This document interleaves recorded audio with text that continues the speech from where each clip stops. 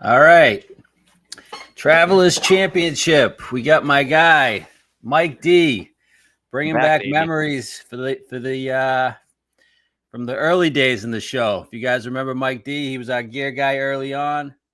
Still talks golf. One of my good college buddies. Welcome back, Mike. Thank you.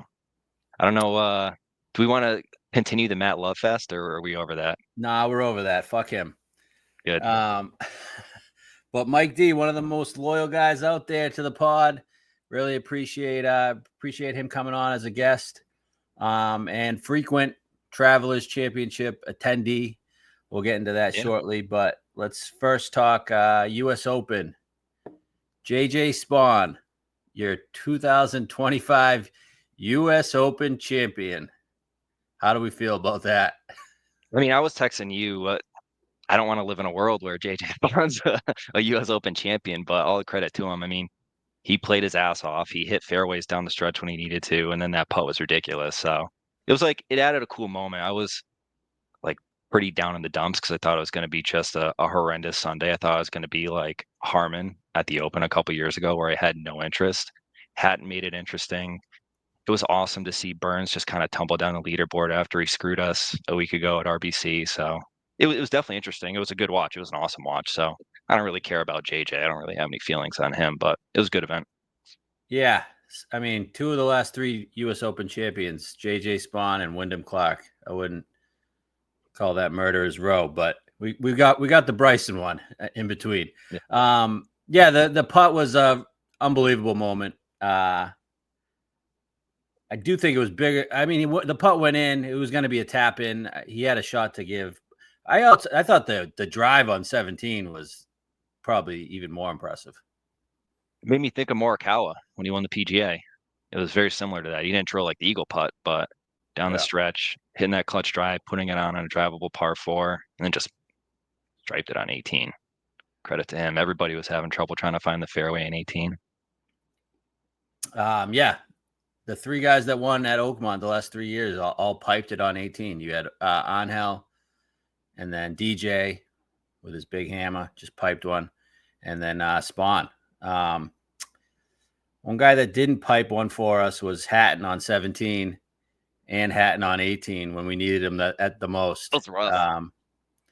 Hatton on 17, man. Was that a bad break? Or was that just a shit drive that deserved the break it got? I mean, it was definitely a poor drive. Like it was cutting, it was leaking way more than he anticipated. I don't think that was the issue. I mean, go back to the par three. I mean, both the par threes, he hit incredible shots, but one of them, he like just left the putt, like what, an inch, 2 inches short. I think that could have really changed the tide and the momentum for him. But Dude, yeah, the so it is. fucking the missed eagle too on 12. Yeah. Oh man, we'll get more to Hatton, but all right, a little recap of our bets. I mean, we hit JJ Spawn first round later. That's two of the Oh, two of sweet. the three majors. I've given you guys first round leaders, so hopefully you guys got on those first round leader bets and we covered your week. I mean that saved my ass this week. 2 US Opens in a row too, because he had Rory last year, right? I know I had him. Were you on him? Or you had a piece maybe? That's right, a piece, yeah. So it was him battling Cantlay, our buddy Can't lay, and they GP. chopped it. Yep. Yeah, first round leaders in. I don't do them every week, but in these big events, they've definitely they saved me a ton of cash this week, along with the Ortiz and Grillo top 20s. I actually pounded both of those and Leishman. Leishman was right there going into Sunday, but he had a rough Sunday. And then we had Ortiz top Mexican that came through, and then I mean Mark top Aussie would. I mean he had a shot. But if he just shot even par on Sunday, we could have got him for top Aussie. The I was Neiman and surprised Fleetwood, Ortiz, like huh? he was hanging around. Ortiz was hanging around and contending a lot longer than I expected him to, and he was hitting some pretty badass shots down the stretch too. Oh man, I kept sprinkling going into Sunday at 23-1 on Ortiz. I was like, I got to get something on this because I think he could actually win. Same with Hatton. I was like this. I was like going into the U.S. Open, I didn't think Hatton had a shot in hell to win. Yeah. But after all the studs kind of just went away, I was like, wow, Hatton's the best player in this field. besides Vic, maybe. I think you guys said it before too. Like he's just crazy enough on a regular day basis that it cancels out all the madness that these guys were going through during the U.S. Open, especially this one. So it's kind of Exactly. funny the way that it worked out. Exactly. Everybody was on his level. Neiman, Fleetwood, missed cuts were killers. I had them, both of them heavy top 20s. What a disappointing, just two complete disappointments this week, Neiman and Fleetwood. Fleetwood missed on the number. Neiman was like plus 10, but he was playing pretty well on Friday. And then I think he hit a ball like an inch and made double on a hole. And he also quad putted a hole that he was on the green in 2, which was a killer. Yeah. I think that was Thursday. But those were killers, along with the hole-in-one bet. I mean, I can't believe Vic Perez made a hole-in-one. What a fucking prick. Well, good location for it. Good hole location. It's the right hole. Yeah, looking back on that, they if were I should burying have behind like bunkers. I should have looked at the weather a little bit more. If I knew it was going to be that soft and wet, I wouldn't have made that bet. But it is what it is. I mean, What are your thoughts on Jocko Fleetwood? Huh? Didn't the weather creep up on us a little? I mean, I thought it was going to be fairly decent for the majority of it. At least like a couple the weekend days weather. they were saying. The weekend weather, definitely. I didn't expect all that rain. Yeah. I guess we'll get that in and out. I mean, the weather completely changed the tournament. I mean, one on Sunday, it gave the delay, like gave Spawn a reset. I don't think he wins without that delay, right? Yeah, I agree. What do you think the winning score would have been if there was no rain all week? Or like it didn't rain last Sunday coming into the event and there was no rain at all? I said -2 at the beginning of the week. I think you were probably right around there too. And I think that's really what it would have been. So you don't think the rain made it easier for these guys with the greens not being as fiery? No, I mean, it makes the rough even that much more difficult. Yeah, that's true. And it also gives them those funky lies, water balls, and yeah, Burns and Scott were complaining about the water balls big time. But don't you think it made the fairways kind of wider for these guys? Yeah. I mean, there were still a couple instances where there were balls running through fairways and going into the rough or, stuff here and there, but I don't know. It's hard to kind of predict either way how it would have played out. Yeah. Did you enjoy this US Open in whole? Not really. I'm not a huge I'm going to get slammed for this, but I'm not a huge fan of the chop out rough. I don't mind it knowing that it's once a year. Like everyone loves Waste Management Phoenix Open because they got the party hole. It's once a year. Once a year is like enough for me. It's too much for me. The way that what that's evolved into. But like the US Open, if you want to play it with big, thick, penalizing rough, that's fine. Because also like all this bullshit about rolling the ball back, just grow out the rough. That's one way to combat it. Again, that's a whole separate conversation. I know, but I thought this was like kind of too extreme. And like, if you were like a foot off the fairway, like you were fucked and you kind of had to like lay it up. This is like basically a penalty. Here's the other way I look at it. There's no water on the course. So you could essentially substitute that long rough and being like a penalty shot, like a wayward drive going into a water hazard or a penalty area. So, I mean, that's the other way that I looked at it. And they chopped down all the trees. So there aren't areas where you're going to be blocked out by excess foliage, brush, shrubs growing up, trees growing up. So, I think it's okay, again, once a year, and that's kind of the hallmark of the US Open, but it didn't really factor too much into my enjoyment of watching it. Again, for me, it's more based around the personnel and the people that are on the leaderboard and in contention. That was a little bit of a flop. Yeah. All right, let's get to that. Lack of studs on the leaderboard. Not good. Like, what the hell happened this week? I don't know. Is it just mental midgets? Is that it? Well, a lot of the studs on the PGA Tour are in shit form. Look at Rory. X is still not the same that he usually is. The only one really playing well is Scotty. JT is just not a major guy at the moment. He's just an easy course guy.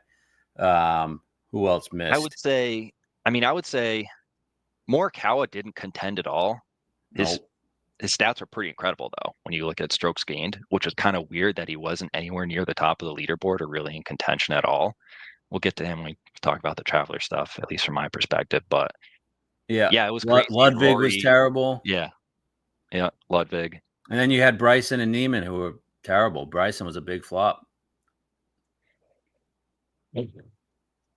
I know people are talking about like, oh, there's a world where Bryson's going to play like shit, and I get it, but I didn't predict it. I didn't foresee that at all. I thought Neiman, like, you know me, I'm a Neiman like diehard kind of guy like you guys, but it's like I did not see him flopping this bad. You would have thought that he was going to build off of a lot of the good momentum he had. And aside from that stuff, which is like intangible, and it's just people like looking for feel good stories, but like his game was incredible the past couple weeks. So Yeah. I don't know. I don't know what it is with Neiman in these majors. It really shocked me that he didn't go to Oakmont, but with all the time off he had in between the PGA and Live Virginia, like he had like 3 weeks off. Like Arrogance. you can't go there, take a little scouting trip. Like all these other top guys have. Yeah. And if I they don't get it. haven't, it's because they played it before. So I don't get it. yeah, he was a super disappointment. That one kind of put me in a bad mood as I went into the weekend. But we had Rahm. Yeah. We are hoping there's going to be some kind of magic from him, and who knows? Yeah. So Rahm, we'll get to Rahm. He finished T7. He should have won this tournament, man. If we do this tournament over, he fucking wins. Huh? Imagine if he could make some putts. Dude, I put out a tweet after his round 2. He missed like 10 putts inside 10 feet for birdie. Most of them were for birdie. I think he was like fourth for the week on an approach play. The driving performance he put on in round 1 was the best driving performance of his career. And for him to only shoot -1, that was not good. He should have been the first round leader, to be honest with you. He should have been 4 or 5 under after that round. Do you think it's him, or do you think it was the course, the setup, the greens, the undulations? I think it's the course. Yeah. But I know he hasn't been putting great on Live. No. I mean, you're going to get that at Oakmont. Guys are going to miss short putts. I understand that, but like he missed a lot. I think him and Colin were horrific on the greens this week. Yeah. I don't think his issues with Liv have been putting. It's coming down the stretch, and he'll hit some like bizarre shot that just totally takes him out of contention. Yeah. But yeah, the putting was not pretty this week. Yeah, at all. Okay. It's great seeing him out there though, isn't it? He's such a boss walking around. Oh yeah. I can't wait for Portrush. Pounding it. It's gonna be amazing. Yeah. All right, get to some other guys here.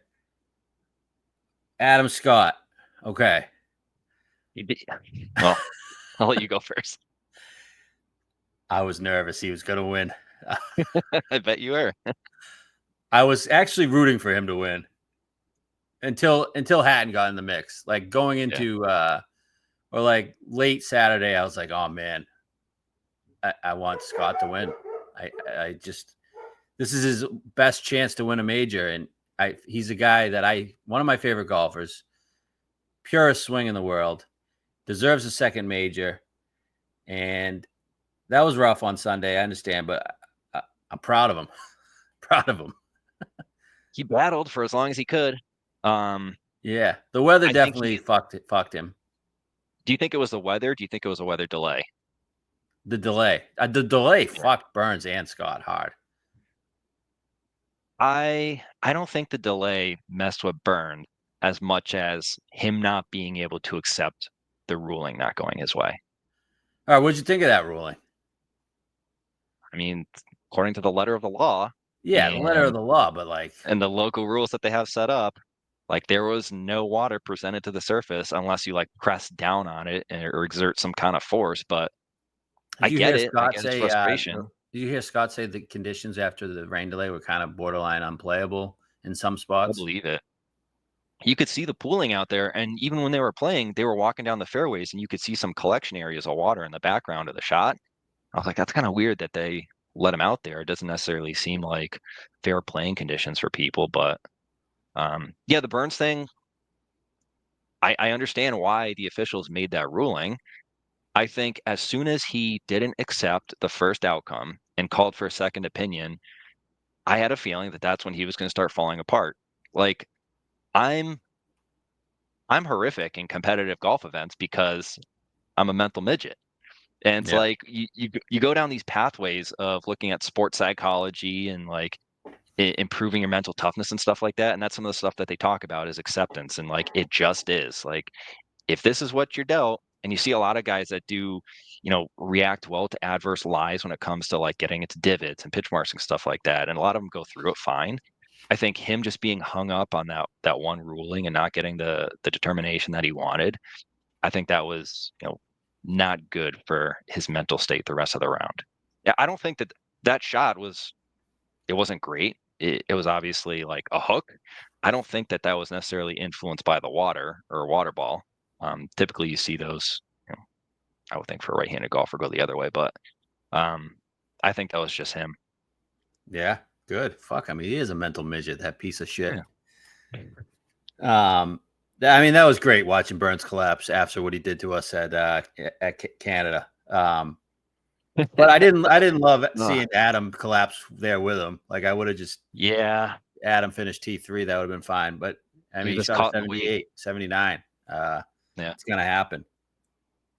But so I was texting with Matt. I'm like, there's always an old guy at these majors, especially at the Open. I was like, he was like, do we think Adam might be the guy at Portrush? And like, I think he kind of was too competitive here at the U.S. Open. I don't know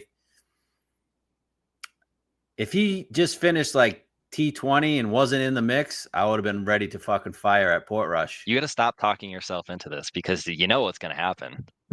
It's not going But to be like, good. there's always these olds. You had Rose at the Masters. Yeah, Scott this but I week. think you can pick your spots for the olds.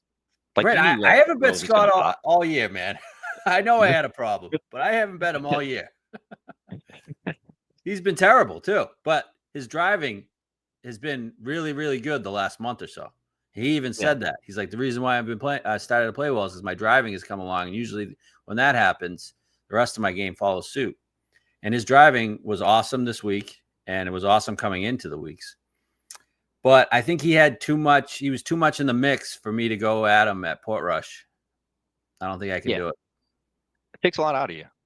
I was surprised. I was surprised he was even in contention. I know you were, thinking, "Oh, what if he does?" I was shocked. He Contender was come into play. shocked this week what Adam Scott did. But Shocked. like, I was surprised just because on the equipment side, he was doing a lot of changes over the past couple weeks and past couple months, and it seemed like we couldn't find a solid fit for whether he was going back to his old custom irons or like swapping out mini drivers for a different version. So there was Yeah. a lot of changes and a lot of variables. So I was surprised to see him play well. It's cool. Again, he's a super likable guy.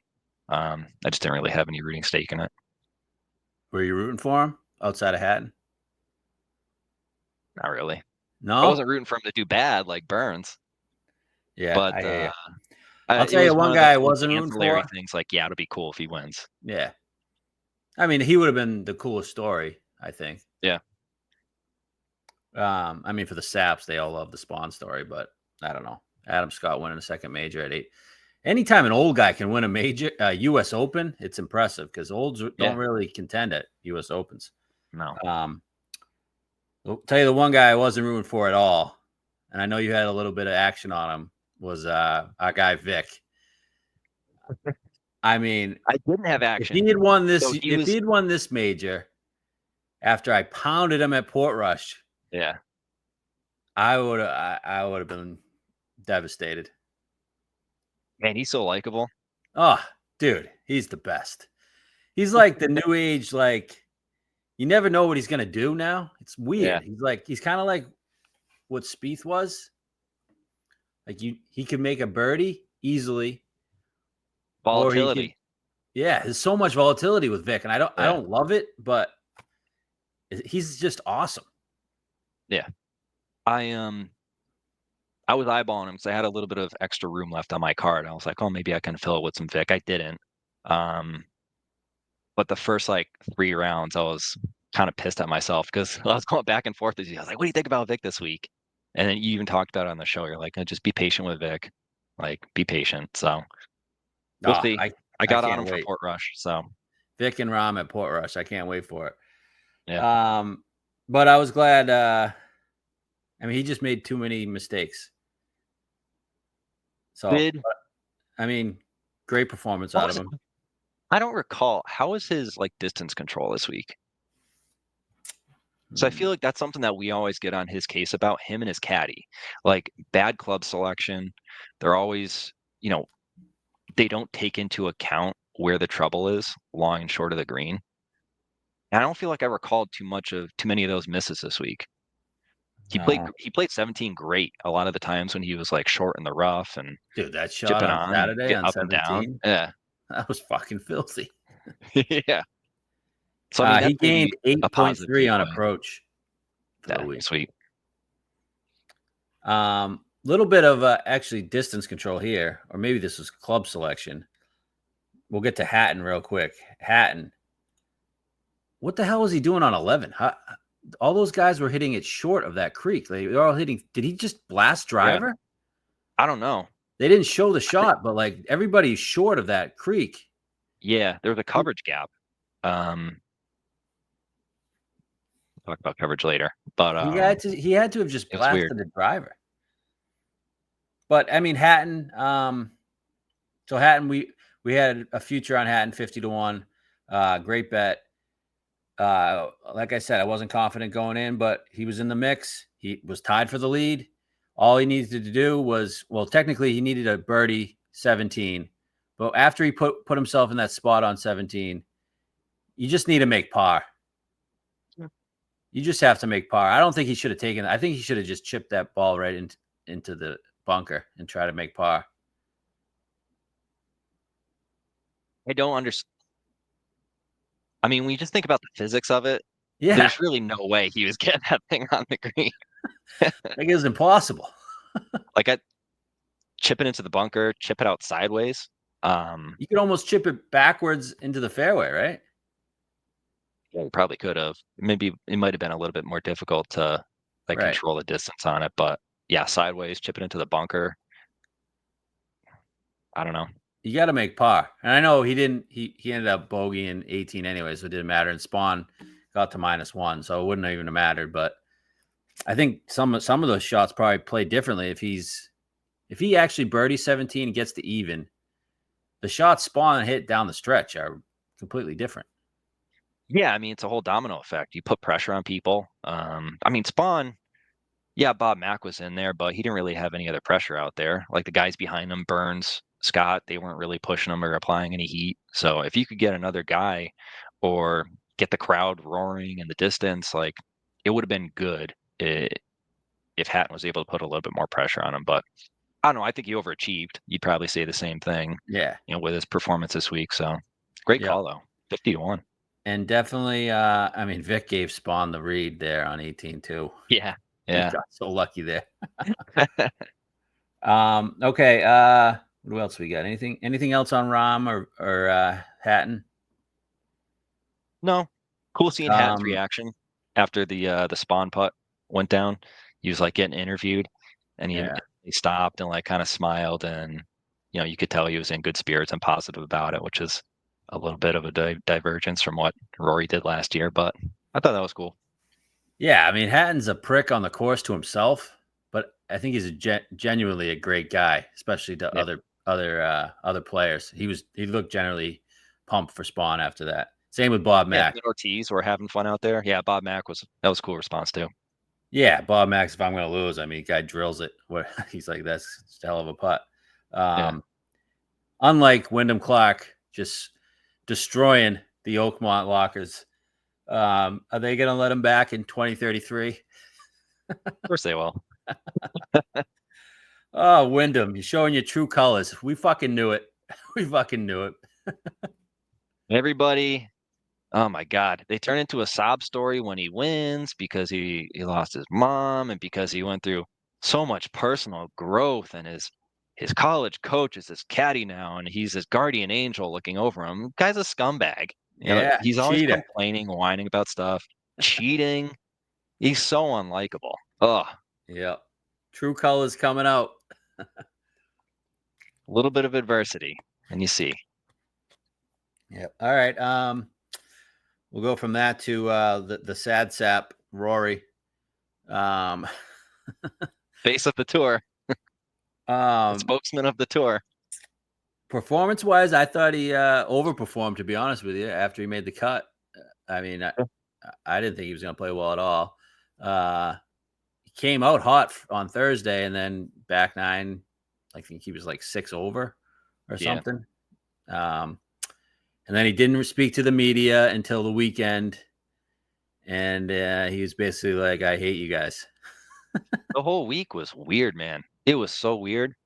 And it's like, I get he's super moody and he's a flip-flopper, but it's like he comes out there, he's so testy about these questions. He won't even answer questions about his driver. Like, are you giving away like trade secrets about telling people what driver you're using? Like, I get that Yeah. he's pissed that information leaked out and he wasn't in control of the narrative with his driver popping for being too hot. But it's like, you know, you can't just have a cordial relationship with people. It's embarrassing. Yeah. I think he thinks he's given us so much over the years. Like he's spoken so much that when someone like kind of backstabs him, he really takes it so personal. Yeah. But I've been saying this like ever since the Masters win. I don't think he's winning or even really contending until we get onto European soil. No, I mean, I do think the driver stuff is notable. I mean, I think he gained a fair amount of strokes this week, obviously, with his distance, and everything else, but he did not look comfortable swinging it. Yeah. And it was a little bit different. The head style, the head design is a little bit different than what he's used before. He had a tour specific, I think it was a dot model. So it's like an LS head on the regular core body. And I think this one is just the core body. Yeah. From driver to driver, there's certainly different feels with how the tour guys have hot melt placed in the head and the weight distribution and stuff. So it's not a surprise he's feeling a little bit uncomfortable with it. What's going on with the TaylorMade drivers? I feel like a lot of guys just struggling with the new one. It's a very different design when it comes to weight placement and CG than what they had in the past with QI10, but also even Stealth 2 and Stealth. And it's kind of ugly too, if I'm being honest. Yeah. There's a lot of people that like kind of the appeal of it. It's got this like carbon matte gray finish. I think it looks kind of gross, and these guys are very particular about aesthetics and a top line view when you're addressing the ball. So yeah, I don't know. It could be there could be something to it as far as the design and performance of it. I just think it's an unfamiliarity thing for him. Right. Yeah. I mean, he hit his irons pretty well, at least statistically. Yeah, I didn't see. Yeah. But even like he talked about this. He's like, I didn't even know if I wanted to make the cut going down the stretch on Friday. I'm like, what? That's something he would say. I'm like, what? Like, what do you mean? You could have still won this tournament.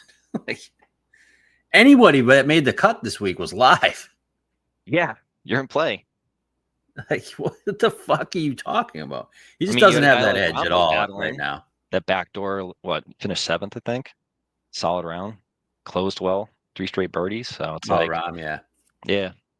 I thought he was live for a second. Yeah. They're showing Scotty like waiting in the locker room. Oh, Scotty may be hanging around on the property a little bit longer. It's like, guys, it's not coming back to +4. Oh man, they love sucking Scotty's cock. He missed so many short putts. That was amazing to watch. I love watching him struggle. It's the best. Great. What do you think of Rory at Portrush? He kind of talked about that's his next big hurdle. Yeah, I mean, I think he's probably gonna have to face the same demons that he did the last time, like playing in front of a home crowd. He adds pressure to himself when he doesn't have to. I don't know. Do you think that's going to be as big a hurdle as Augusta was? No. Like going into this year, if you would have picked one major, he would win Augusta or Portrush. What do you think was a better shot? Just because the course sets up so well for him. Yeah, and The his stateside form. Parkland setups are great, but I don't think the media is going to be like pining for a Rory win at Portrush. They'll be promoting like the whole home crowd, home field aspect of it, but they're not going to be like salivating over him winning at Portrush like they were him completing the career Grand Slam at the Oh, Masters. you don't think so? I mean, 2019, I that was think a they know huge that he's story. checked out. Huh? 2019 it was because he hadn't won a major in so long. But now he's got a major. I think the media is kind of hot to the fact that like he's kind of checked out and satisfied and content with where he is. He doesn't have any future plans or goals like in the immediate future. Yeah, I still think he might be a factor though at Portrush. I don't know. Eh, I'm more worried about him than I am Scotty, I think, at Portrush. I think yeah, I he could get might behind have that. an edge to him come Portrush, um, where we can see him contending. Yeah. I think I fear him more than Bryce and Scotty. Obviously Bryson, just because opens. Yeah, he's just so much of an unknown over Yep. there. So, all right, Rory. Liv had 4 in the top 12. We had a Brooks Kepka sighting. I think he finished T12. Um, Yeah, Brooks Kepka's favorite course is Portrush. Uh, good so, history. and his caddy, that's his caddy's home course. What he finished? T4. He probably would have won. Actually, he wouldn't have won. He wouldn't have beat Shane, but he kind of got fucked over by JB Holmes in 2019. I think JB Brutal. shot like a 90 and he was slow as shit on Worst that guy to play with Sunday. on tour almost. Yeah. What do we make of Brooks? I was shocked he was contending this week. You haven't really seen any of it. What do Yeah, you it was think? awesome. I mean, we're both Brooks guys, so it was really cool to hear comments after day one, and he kind of, got that alpha energy back. Yep. I wish he hung around a little bit more over the weekend and as the week progressed, so we could see some more of them and kind of see maybe what we're going to get next month. But I don't know, little progress is good, I guess. And it seems like from a motivational and headspace standpoint, he's in a good spot. Yeah, a lot of people were worried that he was having some knee issues again. Everything that Matt's told me, he said there's no knee injury from what he's seen and what he's heard on at least in Live Virginia. So I wouldn't worry too much about that. I mean, I'm high on him for Portrush. I could add him to my card as well. Okay, Yeah, I know I'll you note like it. that. I know you like that. You're the pick guys. I'm just going to trail what you do. All right. Thoughts on the TV coverage this week? What do you got for me? Um, I thought it was good. To be honest with you, I thought Thursday, to be honest, was fantastic. Thursday's coverage I thought was incredible. Aside from listening to Nota Begay and some of his, It's way I do better say than he's like CBS. It blows CBS way out of the better. water. You saw more golf. The analysts, I think, were much more in tune to what we wanted to hear, what we wanted to see. They didn't make the show about them. I thought that NBC and their affiliates did a really good job not throwing all these stupid video vignettes at us to make us get all nostalgic about stuff. I thought they showed us the majority of golf when we wanted to, and they bounced around and they showed a lot of different golfers. Again, Noda, he's horrific. I mean, I've never heard anybody miscall a ball mid-flight than him. It's like, oh, this one right down the middle, and it's in the bunker. Oh, this one, he's leaking out way too right, and it's right down the middle. And it's just Yeah, he's Smiley horrific. does that I too. mean, yeah, I mean, Noda's the ultimate like beneficiary of the Tiger Woods privilege, but Smiley, I mean, he's another one. It's just he's out there yucking it up like he's like a 1960s radio DJ with these guys. Every time he says something, he's got to do a callback. Oh, what do you think about that, Kiz? Oh yeah, this one's gonna break to the right, Kiz. This one, Dan. It's like you don't have to like reference one of your colleagues every time that you have to give feedback and input, but um, other than that, I thought they did a really good job. It is a night and day improvement from the clowns over at ESPN. I mean, anything that they touch just turns to absolute dog shit. I can't tell you how happy I am that I don't have to hear a stupid, grumbly Wright Thompson voiceover backcountry narration about some golf tournament that he has no clue what he's talking about. We don't have to deal with stupid gel hair Marty Smith and his Marty Smith's the stupid worst. his Jordans and Air Forces with his decked out suits. And oh my God, just absolutely horrific. So it was a very nice change of pace coming from that broadcast to this one. And I think surprisingly they did a good job. So kudos to them. Do you like Kiz? No, Yeah, I wish puts me they to could sleep. upgrade Kiz, to be honest with you. I don't think he brings much to the table. I think he's kind of been a disappointment. Um, I mean, we just need Phil to fucking be there. He'd be great. He'd be incredible. Phil too. Oh man, what a collapse. Yeah, he was Two doubles cruising. coming in on Friday. Oh man, what the fuck? Nice little scene from Phil in the parking lot, though. Yeah, I saw that. That was I mean, he's always like that. Yeah. Um okay. Early looks for Port Rush. So I'm on Rom, bet him. It was always Port Rush coming into the year. Yeah. I got Rom 18-1, probably a year ago. And I'm on Victor 25-1. I mean, I'm not, it wasn't a good number. I thought it was a better number. I'm sure it, it could be 40 by the time we get, but maybe it's not. I don't know. I'm going to live with the 25. I'm going to go to war with Rom and Vic. I got a I'm with Neiman on both of them right now. 66. And him. Yeah. I don't know. I guess maybe that low ball flag gets windy. We see something. I don't know. And I have a JT 66. I don't have any faith in that, Oh but God. whatever. I'll It give you my take on JT right now. I think I think having Griner on the bag was everything for him. I don't know if ooh, you remember this, but like watching Heritage, I don't think it had anything to do with like club selection, course routine, like guidance or anything like that. Like it was just positive affirmations. Like every time that Griner interacted with him, you could tell he was kind of like boosting up his ego or like his mental attitude, like saying some kind of positive comment. And JT's such a soft guy. It seemed like he was really like it really landed with him and was helping guide him through that whole tournament. I don't know if you kind of picked up on the same thing, but that was like a big takeaway that I had watching that day or that week. so do you not think this other guy's doing it for him? Minister? As how successful has he been since the change? Oh, he's been playing well for the entire year. He almost won what did he almost win? Valspar? Like he was on the bag for Yeah, Valspar. our guy Vic took him down. um I agree. I agree. I think Griner definitely helped him there. I don't know if I don't know how big of a difference it is between the two. Yeah, Um, I don't think he's a hard course guy anymore.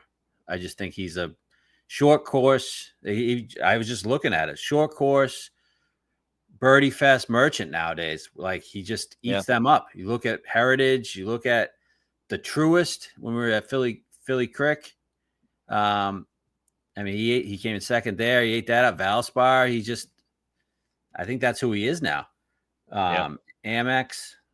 So I don't know. I don't love him in majors. I don't. He's been horrific, just as bad as Neiman's been in majors. JT's Terrible. been fucking awful.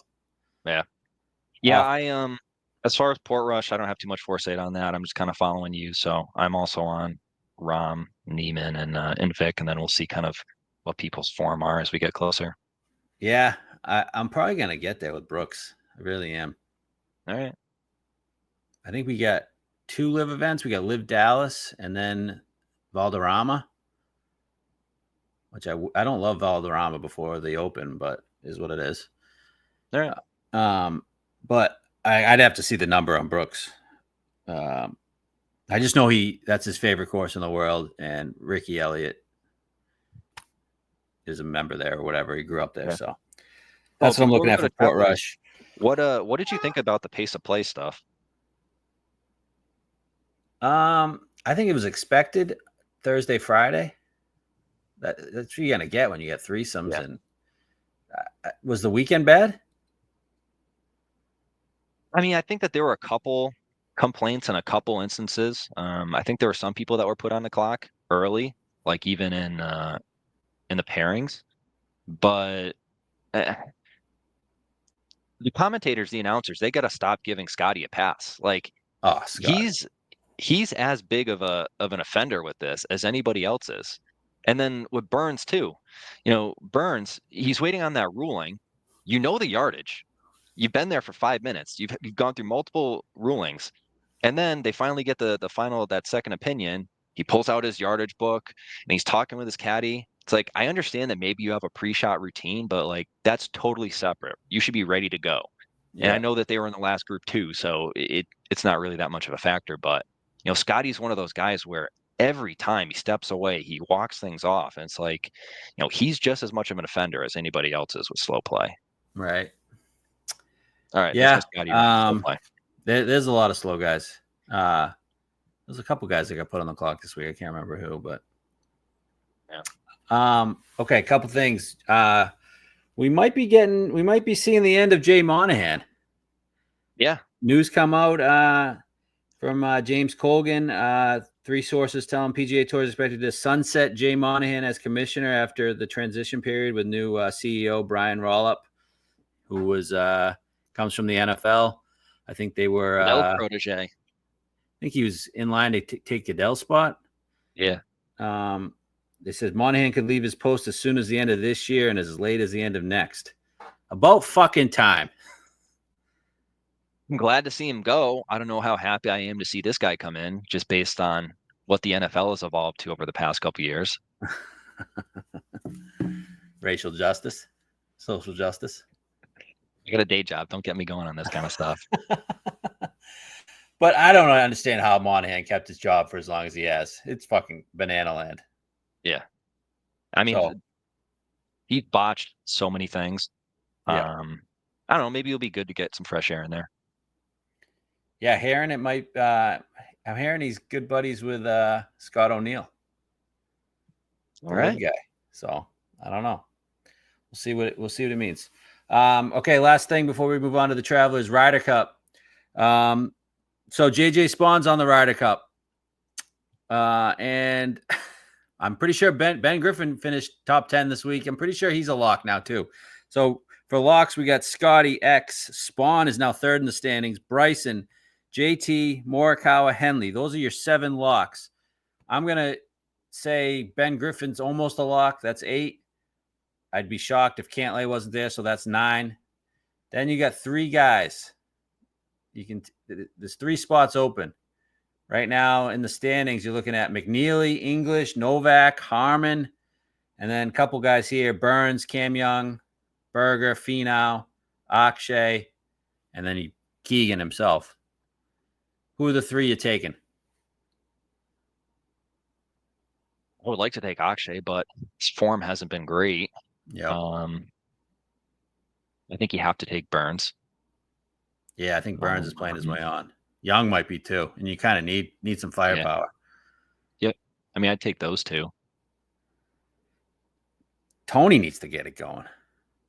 I guess the other guy would be Brooks. We'll have to see how this the new CEO plays out. How accommodating and amenable he is to the live folks. Yeah. Burns and Young, I think they got to get on the team. You can't take Harmon. I mean, I guess English, but I don't know. I mean, you got to bet Europe. It's just, you got to bet Europe. 100%. Yeah, 100%. Team USA is going to run out of Morikawa Spawn fucking matchup. Like, what are we doing? You don't think they're going to get the crowd going? Ugh. You don't think that they're going to draw views? I don't even know if Spawn is American. The broadcast? You don't consider California part of America anymore? I don't know what he is, man. He's got Latino in him. When he talks, I think he's a homosexual. It's just, I don't know what he is. But hey, JJ, we'll leave it at this. I'm happy for JJ Spawn. He won the U.S. Open. Great moment. I did never foreseen a future where JJ Spawn was a Players Champion. Never mind a fucking U.S. Open champion. So congrats to him. Worked his tail off. He said he's almost lost his card last year. So I mean, to win a U.S. Open is one of the toughest things to do in golf. So probably the toughest in my opinion. And all congrats to him. Made it interesting when we thought that Burns was gonna Tip us again. Yep. All right, travelers. We are at TPC River Highlands in Cromwell, Connecticut. This is a signature event for I think the fourth or fifth year so, now. Yeah. I think it's the fourth, maybe. Fourth year, yeah. Okay, it is. I think they increased the yardage. It might be pushing 7,000 yards now. Par 70, obviously short course, Pete Dye course. Home of the only 58 in tour history by Old Man Furyk. I was there. We had a 59 last year by Cam Young out of the blue. Cam Young 59 there. Crazy. Yeah, he was dead leading up to that. Yep. How many? Is this a no cut? No cut this week? No, I think there's a 36 hole. Is it a no cut? Oh, maybe it is. I don't know. All these signature events, I can't tell if they're cuts or no cuts. I think it's like one of those limited cuts. Okay. I could be wrong. So we got 80 guys. We'll dumb it down to 60, something like that. Past champions, we had Scotty last year over Tom Kim. We were on Tom Kim. Walked with Tom Kim all day Saturday. I don't know how he didn't win this event. He had no balls on Sunday. Hey, another guy takes forever. Tom Kim. Holy fuck. Brutal to watch. Brutal. 2023, we saw New England's own Keegan Bradley win. I guess this is his home tournament, even though he's from Vermont. Not a Keegan guy. Me neither. 2022, we had Xander minus 19. Also, last year, Scheffler minus 22. Keegan minus 23. X minus 19. 2021, we were on Harris English in the 7-hole playoff with, who was that guy he was in the playoff with? Kramer Hickok. Kramer Hickok. What happened to him? He's toast, huh? Winner there was minus 13. That was one of the most riveting playoffs ever. Harry was drilling fucking long putts. That was a great win for us. Though. Huh? They couldn't make any birdies, though. They were like trading pars, weren't they? I know, yep. 2020 off the COVID, we hit DJ minus 19. That was fucking awesome. Love that. Yeah, we played earlier that day. Then we watched on TV. Yep. 2019, Ches Reavie, minus 17. 2018, Bubba, who's won it a couple times, minus 17. 2017, Spieth beat Berger in a playoff, minus 12. And 2016, Russell Knox, minus 14 when he threw the hat. So those are your last 10 winners. It's gotten progressively easier. I think that's also because the fields have strengthened. You go every year, correct? Yep. I go every year. I'm probably not going this year. My daughter has an AAU tournament up in New York, but maybe Thursday or Friday. Still thinking about it. What's your take? Obviously, Pete Dye design. Only 2 par 5s. 2 par 5s, right? Yeah. 3 and 12. Yeah, 2 par 5s. You get the drivable par 4, 15th, which is a great viewing experience over there by 15, 16, 17. When we go, that's usually where we hang out. What are your thoughts on TPC River Highlands? And yeah, it's always fun. I mean, there's almost always a playoff or something coming down the stretch. It's also not uncommon to see someone shoot like a 62 or 63 on the last day and kind of storm and climb up the leaderboard and grab a win. I think a couple takeaways for me, like those last 4 holes, they are a lot more treacherous and intimidating when you're up on the tee box than a lot of people think. And then the TV coverage even shows there's a ton of danger out there, and there's a very tight driving spaces. And even on 18, it may look straight away. It's a very narrow driving area. There's bunkers out there right in the landing areas for the drives too. So the last 4 holes definitely create a lot of drama. The emphasis is, from a strokes gain perspective, I think one of the areas where the winners really thrive and succeed is like that 125 to 150 and 150 to 175 range. And I mean, it actually plays a lot shorter than that. So I would say it's really a wedge guy kind of course, because almost, especially in the back 9, most of the approach shots that you're hitting, they're downhill. So, yeah, like on 14. They're not even playing that long as they would be on the yardage book. So the course is significantly shorter. and shots that from a straightforward yardage perspective, you would say, yeah, that's a mid iron, that's a long iron. They're really short irons. So it really puts that much more emphasis on the wedge guys and short game approach guys. Lefties have played really well here. Yeah, they have. I don't know if it's a directional bias or if it's because you've got guys that like Phil and Bubba that are kind of shot makers But and shot Harmon has shapers. incredible history. Yeah. Harmon has incredible history. And that's kind of my next point, which is it's really one of those horse for course kind of places. You're going to see the same guys popping up on the top of the leaderboard every single year. Streelman, people know about that win that he had where he birdied like the last 7, but he's got tremendous history here. Mark Leishman, he's aside from his win, he's got really good history. Bubba, Phil, Paul Casey, always had a great run here. Harmon, Ches Reavie, Cantlay, he's never had a win, but he's someone that's always performed really well here. So the same guys continue to pop up on the leaderboard. And so if you're looking for any type of connection or trend in between there, lefties are good. For me, I look at the steady Eddie kind of guys after they turned it into like a signature event. You used to have like a lot of volatility in the guys that were winning. We talk about like Bubba, he's all over the place. Spieth, he's all over the place kind of guy. And then once they turned it into a signature event, or right around that time when the fields got better, you had English just before that. He's just kind of a cool, calm demeanor kind of guy. Xander, Keegan, Scotty. So I think it's opened up a little bit more. So you don't just have those guys that are volatile and kind of going to run. But yeah, it's also hard to predict, like based on prior performance. 4 of the past 11 winners, they've won coming off of a missed cut in their prior event. 6 of the 11 are coming off a performance where they were 35 or worse in their prior event. So you don't necessarily have to be in form. And I think that kind of goes back to the horse for course kind of theory.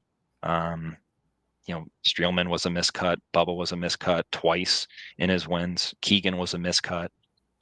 So I think that's why we got on DJ. Didn't he shoot like an 80 or something? So he finished 17th at the Heritage the week before, and then before that, he was miscut at Schwab, the first event back from COVID. Yeah.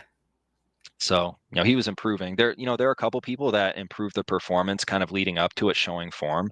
Knox, he went 54, 30, 22, and then a win. You had Harris English. He went 64, 14, 3, and then a win. Yeah, the 3 was at the U.S. Open. I remember that. Yep.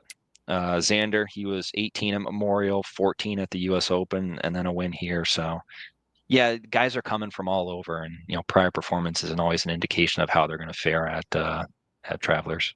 Yeah, I'm not worried about a miscut at the hardest course in the world at all, unless Yeah, right.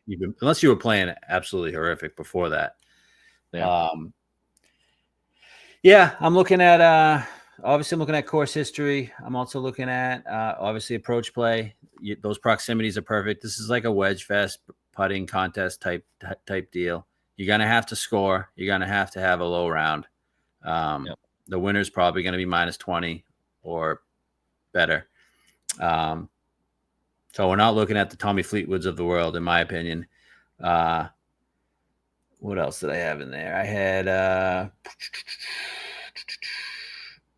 obviously par 4 scoring, little Pete Dye, like strokes gained on Pete Dye courses, and then short courses overall, how guys perform on shorter courses. So spit out a model here. We have, let's see, Scotty Scheffler ranks 1. You got JT 2, Cantlay 3, Straka 4. I mean, these guys are all short course guys. Then you got Rory 5, X 6, Lowry 7, Berger 8, Fleetwood 9, Mitchell 10, Morikawa 11, Keegan 12. So TPC River Highlands in general, I'd say the front is harder than the back. Do you agree with that? Yeah, there's more scoreable Less holes. elevation change too. Yep. Flatter. You gotta, I mean, you do have, I'd say I'd take driving accuracy over driving distance way more this week. Yeah. There is some spots on the course where if you're off the fairway, you're kind of fucked. But then there's other spots where like you can, being in the rough's not so bad. whip is generally long here too. Yeah. But it doesn't seem to really hurt guys aside from like 18, just because of the side hill, Oh, the way that it 18, comes you're in and fucked if impacts you're in the them. rough. But most of the other holes, it doesn't seem to be too bad. Yeah. So, okay. Let's get into odds then. Scotty Scheffler. He's the favorite, like he is every week. Oh, actually, before we get into odds, do you like this as a signature event, or would you prefer No, the regular one? Yeah, for the regular as a one. I don't know why they spectator, keep doing this with the I hate it. Heritage. Ticket prices are more. Yeah, Yeah, it's right behind a major. Give the guys a choice. I hate that they make it a signature event. yeah. I mean, a signature event after the most grueling week in golf. Like, Yeah. why are you guys doing this? I I mean, can't. I I can't understand imagine the they, players want it. yeah, I know there's the narrative that they treat the players well and their families and all that stuff. Like that's cool, but like I don't know, it doesn't seem like a venue for a signature event. Right. It's not one of these iconic things. They used to have to beg people to come out to this event back in like the 90s and early 2000s. Yeah. TP, It almost went away. the Hartford. Greater Hartford Open, Yeah. Cannon, all these crazy names. Oh yeah, I forgot. I almost got struck by lightning last year at this event. Crazy. My brother still talks about it to this day. During that rain delay, tornado warning, they cleared everybody off the course. Everybody was just running. It was downpouring. Were you there that day? No, what day was it? Saturday. I think I went Friday. I went either Thursday or Friday. Yeah, Saturday. It was this lightning bolt, and somebody actually did get struck by lightning from that bolt. We were very close. They were fine, but it was nuts. Like that was the loudest thing I've ever heard. I think it was crazy, and we were getting dumped Yeah. on.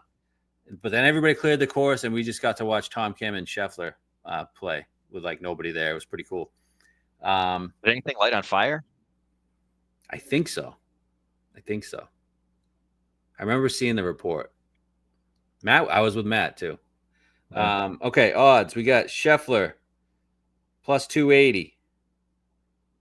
Rory 11, X 14, Colin is 18. Those are the four guys below 20. I guess the first question is, are you considering the without Scotty market? No. So I kind of, this is just another PGA slapdick setup, fucking something that Scheffler just small field, something that Scheffler just always wins. And Yep. I'm scared of Scotty big time this week.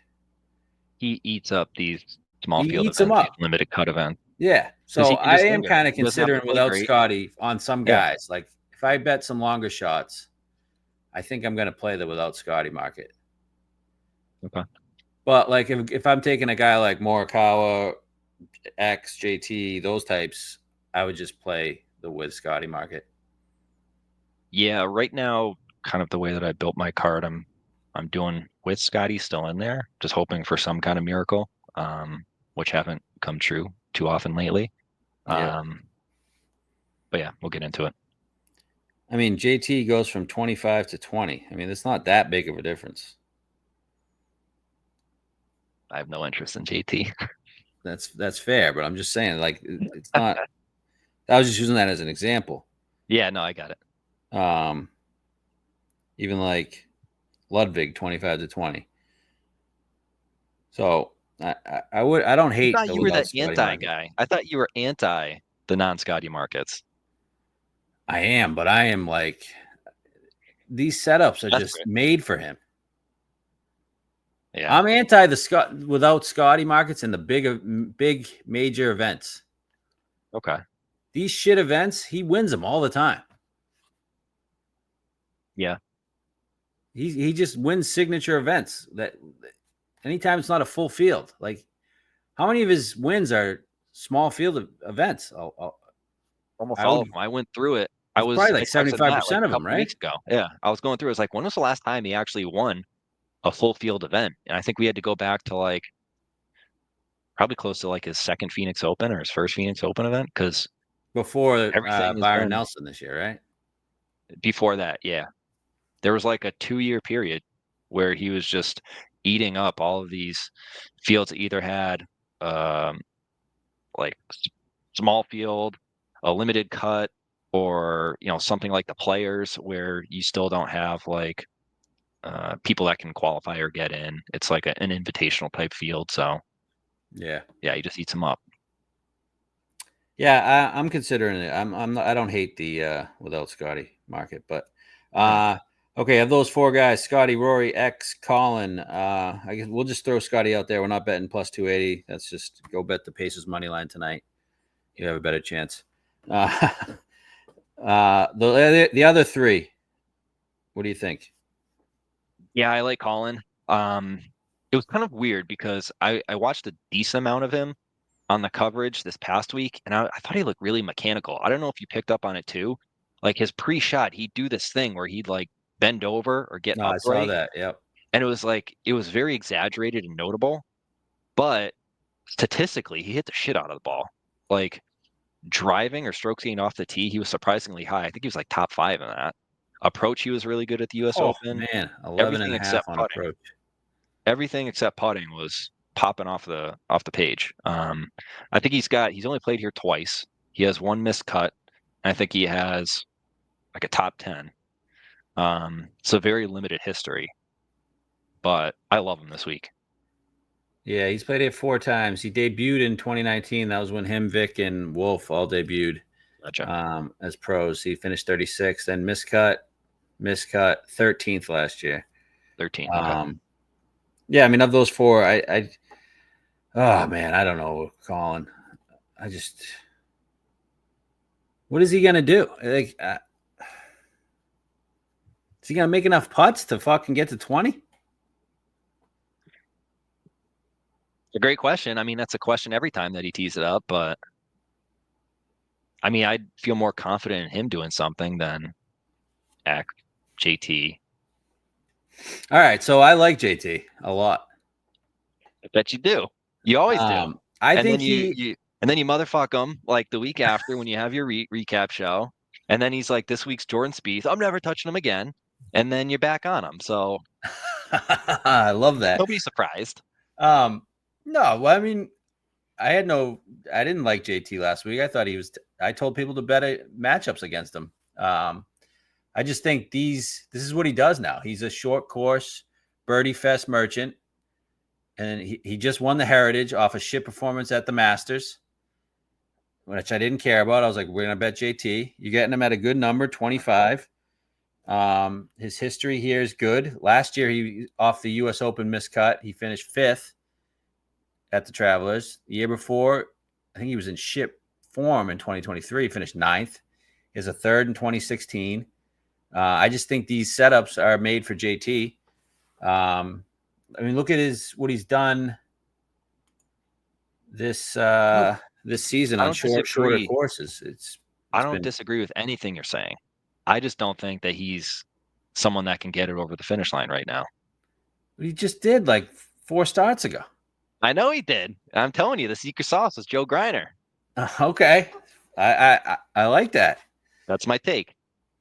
See, I need people in my life that sit me straight on these guys, because I'm going to give you another guy right now that I don't want to bet, but I'm considering, obviously, because of his history here. You probably know who I'm talking about. VP. You just got to tell me to fuck off with him. But I do like JT. I don't see myself not betting JT this week at 25. All right. Number keeps creeping. Okay. I can't sell you on him, huh? He's been putting great. He's a wedge guy. Wedge fest guy. Listen, go with it then if you want. Listen, your model, your approach, your process and methodology has been pretty good lately. We get screwed like down the stretch with a couple of these guys. These have been complete dick shots. I've just been getting it right in the ass. Like the methodology solid. So if you feel it, go for it. And with JT, I trust him in a spot.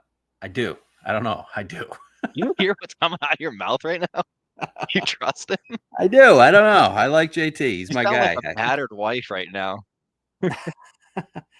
The other guy. He loves me. The other guy in this 20 range is Patrick Cantlay. This guy loves this place. The He loves Pete to break Dye our guy. heart. Huh? He loves to break our hearts. He's just I a like him fucking to be. asshole, dude. He's just. I'm gonna bet it Are you? and hope that he doesn't put it in the water on the 8th hole, par 3. Like, remember Remember that? Like, that's the type of shit he does. the He year the X fucking one? You shot like a 43 or something. The first line. yeah. It was him and his butt buddy X going toe to toe, and he gets to the 8th hole. I think they're like tied, and he hits 100 yards short of the green on 8. Last year he was in play, and he like missed a shorty on what was it, 16? Was he in play last Par year? 3. He was in play.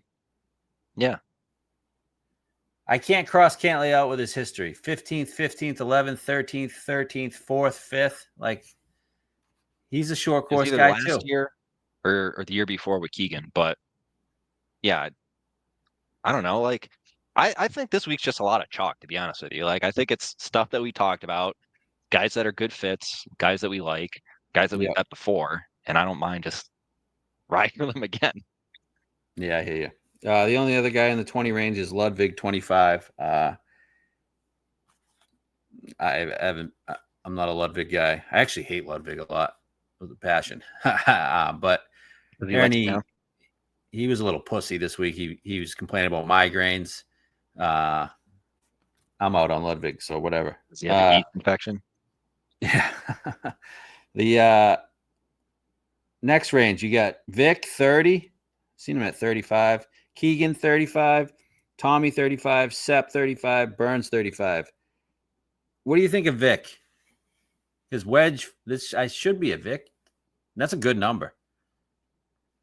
I don't. For some reason, I just don't feel it. I don't know. Again, if it's like a hangover thing, Too much where in the mix. I mean, that was a grueling day yesterday. I know. I mean, it's just a quick turnaround, and to go to an event like this, you know that the pressure's on you. You've got to make a lot of birdies. You're gonna probably have to chase someone like Scotty. Yeah, I'm not really feeling it. I would love to see him win. I don't know if I'm gonna fit it in my card. Yeah, he's got mixed results. I mean, 11th, 29th, 20th. I just think that's a solid number. I'm not crossing him off either. So the other guys, I mean, no one Keegan, no one Tommy, no one Sepp. I mean, I could see Sepp, but just no. Yeah. Burns playing great golf, but I can't go there after yesterday. Yeah. Yep. Next range, you got Connors, Henley, Bob Mack, all at 40, Spieth, 45, Spawn, 45, Shane, 45. Shane jumped up, huh? Any love in there? No, I hate Shane. I mean, any of those guys, As though? a person. Yeah. No, Shane gets away with across the everything just range. because he has a great accent. He was fucking throwing rakes last weekend, everything, whipping clubs. Everybody gets away with everything unless your name's Sergio Garcia. I'm a Sergio guy. He's the only one that catches flack and heat for this kind of stuff. You've got Rory tomahawking clubs, destroying tee markers and boxes. Scotty was losing his mind out there. Wyndham Clark destroying stuff. Shane saying, F this place. Like, I'm good. Like, I'm good with these guys. I don't understand why they get a free pass. Yeah. Shane just can't win a birdie fest either, in my opinion. But yeah. No, I'm out. I'm out on that range. I mean, Henley opened up at 60 last night on DraftKings. I was like, that seems way too high. You would think this is a Henley course. Considering Henley, I've made one bet so far. Me too. And it's he's at 45 right now, but I bet him at 60, and that's Jordan Spieth. Oh, Spieth. I think Spieth's playing really good golf. He is. Did you watch him this week in the feature groups with Rahm? I thought he looked really good. I didn't watch. I looked at some of his strokes gain stats, which surprisingly looked pretty good. But I didn't watch him firsthand, so I'm not sure how he checked out in the eye test. I'll defer to you on that one. I mean, 7th at Memorial. I just think he looks good. And I mean, he was 60 or 70 last week at the U.S. Open. He has a better chance to win this. And I saw a 60, and I grabbed it. So I bet 60 on Spieth.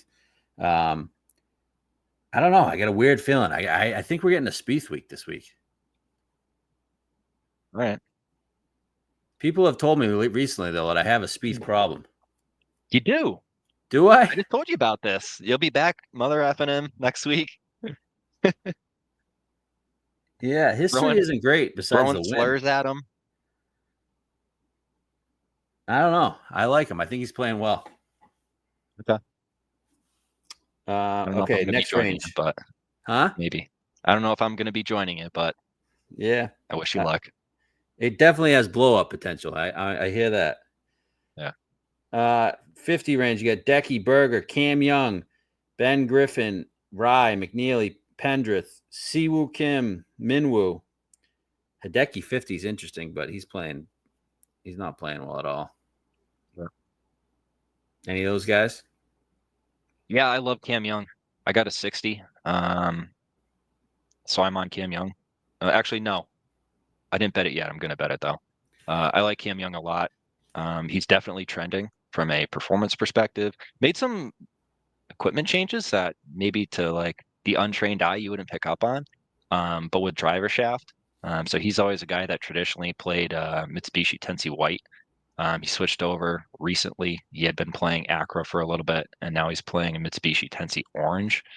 Similar profile, except it's counterbalanced. Um, it seems like he's been driving it pretty well the past couple weeks too, right? At RBC, he was in contention, hit it well, snuck up on the leaderboard last week at US Open. So I think he's trending in the right direction. Obviously, had that 59 last year. I don't know. I kind of like Cam Young this week. Cam Young statistically, I mean, a lot of it was wow. A lot of it was putting at the U.S. Open. His off the tee was great, but approach Yeah. wasn't spectacular. Gained 8 putting. It's I like mean, those are the two he's a very things that, popular bet this week. yeah, Is this a Cam Young course? I know he shot a 59, but how do you shoot a 59 and finish ninth? yeah, I don't know. I just start. Cam Young and Travelers, is that a thing? And I get it. Bubba's like you wouldn't think Bubba's this course, but yeah, maybe. Yeah. Um, But he is so I'll hot. I probably mean, 2 toss up. straight weeks. Yeah, I'll probably toss up between, maybe him, Spieth, or something else. But Do we like don't be Burger? surprised. Don't be surprised if you get chalk out of me today. No, not really. Yeah, I can't tell with Burger. Don't think he can Um, win right now. yeah. I was looking at Vic. Vic gained 8.3 on approach last week. Yeah. Crazy. Okay. 60 plus. You got Finau, Sung Jae, Jay Day, Akshay, Brian Harmon.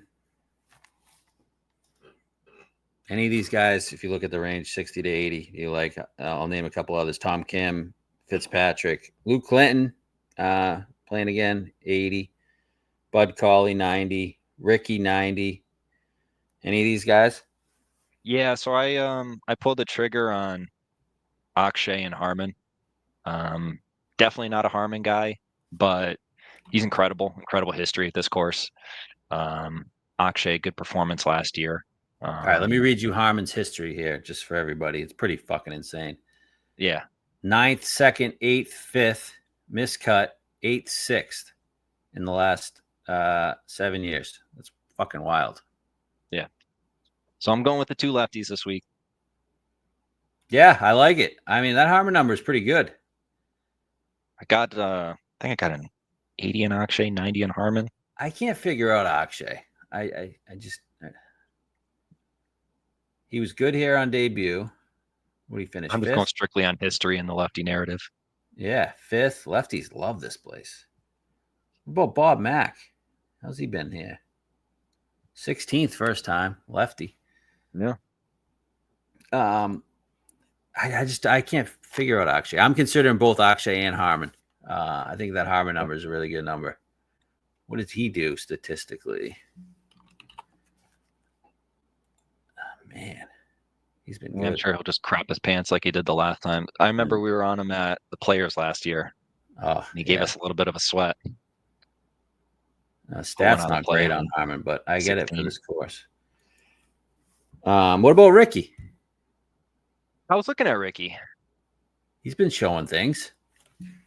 Has he ever really popped at this course or done anything? I remember seeing him back in like when he was first out on tour, maybe like 2011. Yeah, nothing in the last. I mean, he's 2010. 13th in 2023, 20th last year. Not terrible, but Okay. I mean, 16th at Charles Schwab, 7th at Memorial. He can. I feel like we're seeing some things with Ricky. I think we got to bet Ricky. A signature event? Yeah, why the hell not? Without Scotty Market, you know Ricky loves coming in second. Okay, that's true. That's a good point. All right, so we are going to get some action on the Wild Scotty I don't know. market. Like, I know it's a signature event, but like, it's like I feel like it's like a heritage signature event. You know what I mean? Uh, It's not like a memorial signature event. okay, that's It's fair. not in the memorial API type. It's more of a Yeah. not really a signature event, more of a who plays this course the best type. Okay. I like All right. Ricky. I didn't mind Andrew Novak. I'm not a I'm Novak not a guy, Novak but guy. I know. But I saw 120. I'm like, that seems wicked high for him. How come he's like the media darling now? I saw him like wasn't he with Mayo? He was like on his pod. Yeah, he was on May. He was pretty Um, good on Mayo's pod. he was with some other guys too. He's married to Davis Love's daughter, right? Is he? Is he the guy? I think He's a it's Sea Novak. Island guy, so that would make sense. Yeah. Um, Maybe he'll be on the Ryder Cup. he's got a shot. I mean, if he wins a signature, he probably is, and he's boys with Ben Griffin, who's already There a you go. lock. I don't mind Andrew Novak. All right. Oh, I also like Siwoo Kim. What do you think? Little Asian on the card? Gotta have our Asian. Pete Dye guy? What's not to like about Sure. Siwoo? Sure. I like Siwoo. I'll join you. What's the number on him? I've seen up to 65. All right. It's a decent number. He's been showing things. Good stats last week. He was in the mix for a while. Always an Early. entertaining watch. Always. Much better than watching Tom Kim golf. Look at Oh, you can what day are you going this week? Thursday. All right, you can follow Siwoo way better than following around Tom Kim. I would never follow around Tonkin. Oh man, I did it Saturday. It was last year. It was rough. It's like, dude, hit a fucking putt. Like you're taking so long. Other than that, I mean, I don't know I about don't see any of too these many guys. long shots at an event like this. Yeah. Maybe if it weren't a signature event, I could see it.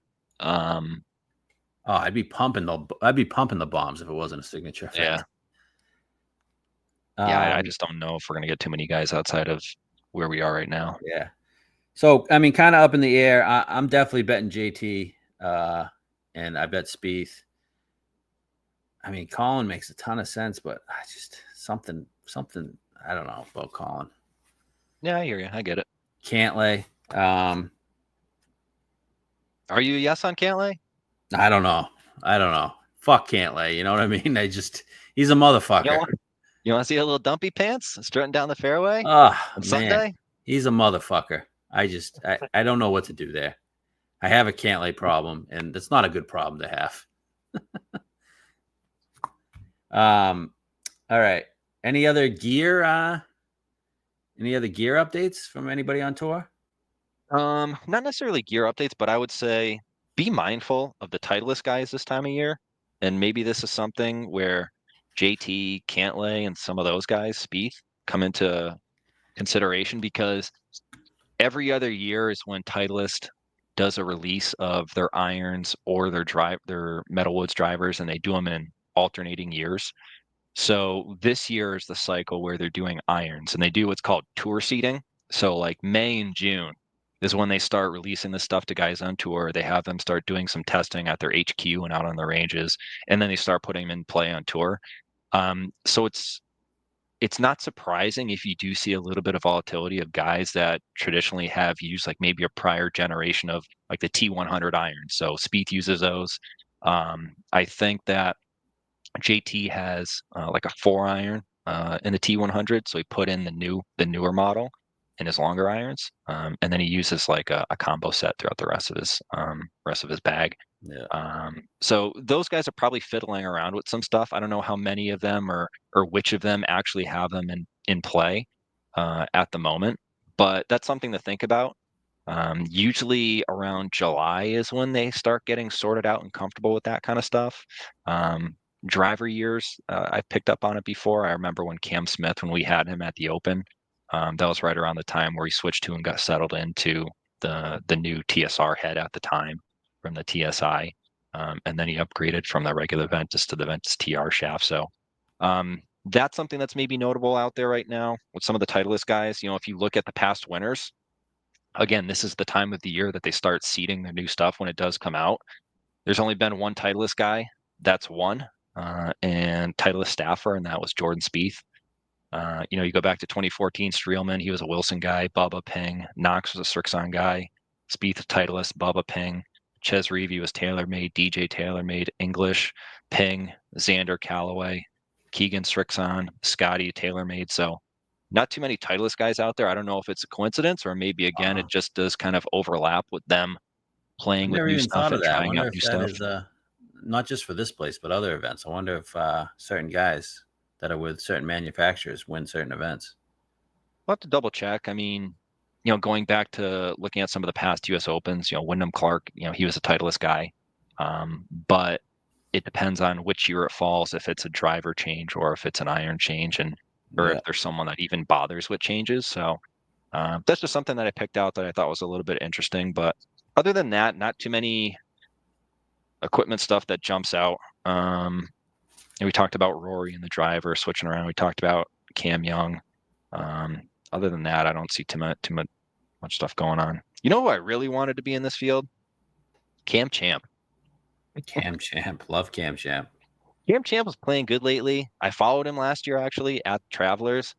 Guy was hitting the absolute shit out of the ball. Like he Played always well does. last event. What was the last event? Yeah. It was Canada. Yeah. So he kind of came on my radar at that, but he's not in. My Nah, guy Pat Rogers. My they guy Pat barely let Rogers. Cam Young on tour anymore. Never I mind know. signature events. Would like to see Pat Rogers here at Hartford again, but he didn't make the cut. So make the They list. gotta bring back the old Travelers non-signature event. Yeah. Get all those guys in. Actually, I don't know if Cam Champ's even on tour. He's not on tour, so I don't even know if he'd be here.